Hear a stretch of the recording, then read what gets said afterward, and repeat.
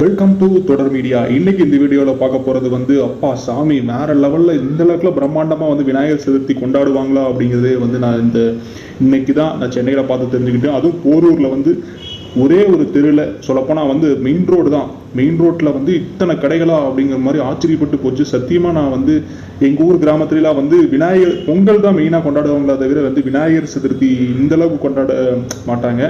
ஆனால் வந்து விநாயகர் சதுர்த்தி பிரம்மாண்டமாக, அதுவும் சென்னையில் போரூர் ஏரியாவில் ஒரு சாதாரண ஒரு ஸ்ட்ரீட், அந்த ஒரு மெயின் ரோட்டில் இத்தனை கடைகளா அப்படிங்கிற மாதிரி ஆச்சரியப்பட்டு போயிட்டேன். சும்மா ஒவ்வொன்றுக்கும் ஒவ்வொரு இது வச்சிருக்கிறாங்க பாருங்க.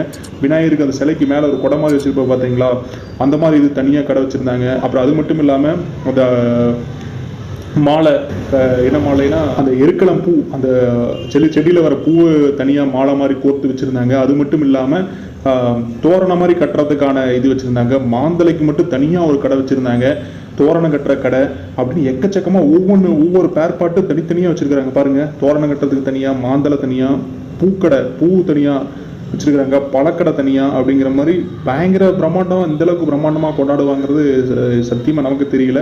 அது மட்டும் என்னங்க பிரம்மாண்டம், விநாயகர் சதுர்த்தியில் சிலை வைக்கிற கடையில் கூட கொஞ்சம் கூட்டம் கம்மியாக தான் இருக்குது. ஆனால் ஒரு கடையில் பயங்கரமான கூட்டம். ஸோ தம்பியை போய் பார்த்துட்டு அவர் என்ன பண்ணுறாருங்கிறத பார்க்கலாம் அப்படின்னு போனேன். தோரணம் கட்டிட்டு இருந்தார். சரி தம்பி நல்லா பண்ணுறா அப்படின்னு சொல்லிட்டு அருகம்புல் முதற்கொண்டு கடையில் வச்சுருக்கிறாங்க. அந்த பூ என்னன்னு உங்களுக்கு தெரிஞ்சால் மறக்காமல் மென்ஷன் பண்ணுங்கள் கமெண்ட்ஸில். ஸோ விநாயகர் சதுர்த்தியில் விநாயகர் சிலைக்கு கூட வந்து டிமாண்ட் என்னமோ இருக்கோ இல்லையோ என்னமோ தெரியலைங்க.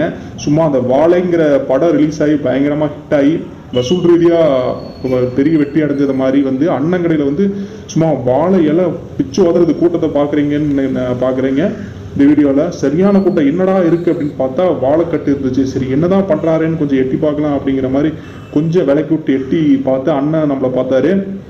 சும்மா சரியான பிஸியில் வந்து வேலை செஞ்சுக்கிட்டு இருந்தார் அண்ணன். ஸோ அண்ணனுக்கு ஒரு ஹாய் சொல்லிட்டு அடுத்தது வந்து அப்படி மெயின் ரோட்டில் இன்னும் கொஞ்சம் விசிட் அடிப்போம் அப்படின்னு சொல்லிட்டு போனால் எக்கச்சக்கமான கடை, அப்புறம் பூக்கடை பயங்கரமாக. இதில் விநாயகர் சிலைகள்லாம் என்ன விலையில் இருக்குது அப்படிங்கிற மாதிரி கேட்டிருந்தேன் அவர்கிட்ட. சும்மா கலர்ஃபுல்லாக இருந்தது. இத்தனை வரையும் பார்த்த கடையிலேயே இந்தளவுக்கு கலர்ஃபுல்லாக இந்த கடையில் மட்டும்தான் நான் விநாயகர் சிலைகளை பார்த்தேன். அவர் என்ன சொன்னாருன்னா வந்து விநாயகர் சிலை வந்து சிலைக்கு அடிக்கு தகுந்த சைஸுக்கு தகுந்த பொறுத்து தான் வந்து விலை இருக்குது அப்படிங்கிற மாதிரி சொல்லியிருந்தாரு. குழந்தைகளெல்லாம் நீங்கள் பார்க்குறீங்க பயங்கரமாக வாங்கிட்டு ஒரு என்டர்டெயின்மெண்ட் ரொம்ப சந்தோஷமாக போனாங்க. அது மட்டும் இல்லாமல் அந்த ஏரியாவில் வந்து கிட்டத்தட்ட ஒரு 3 விநாயகர் கோயில் இருக்குது. அங்கே 3 விநாயகர் கோயிலையுமே அன்னதானங்கள் பிரம்மாண்ட முறையில் வந்து நடைபெற மாதிரி பேனர்லாம் போட்டிருந்தது. அப்பாடா சாமி நம்ம பேச்சுலராக இருக்கிறதுக்கு இன்றைக்கி நமக்கு ஆச்சுரா அப்படிங்கிற மாதிரி ஒரே சந்தோஷம். கோயிலுக்கு போனது மட்டும் இல்லாமல் ஸோ அந்த நண்பர் ஒருத்தர் வந்து விநாயகர் இதுக்கு வந்து அந்த டெக்கரேஷன் அந்த இது பண்ணிட்டு இருந்தார். ஸோ அதை பார்த்துட்டு பக்கத்துலேயே வந்து அவருடைய மாமா வாட்டுறது இது இருக்குது. தம்பியை பார்த்தேன், தம்பிக்கு ஒரு ஹாய் சொல்லுப்பா அப்படின்னு சொன்னேன். தம்பி ஹாய்ங்கிற மாதிரி ஒரு இன்னசென்ட்டாக இருந்தது பார்க்கறதுக்கு. ரொம்ப இந்த வீடியோனுடைய ஹைலைட்டு இது இந்த தம்பி சொன்ன ஹாய் தான். ஸோ உங்கள் ஊரில் எப்படி நீங்கள் கொண்டாடுங்கிறத மறக்காமல் கமெண்ட்ஸில் சொல்லுங்கள். டாட்டா பாய் பாய்.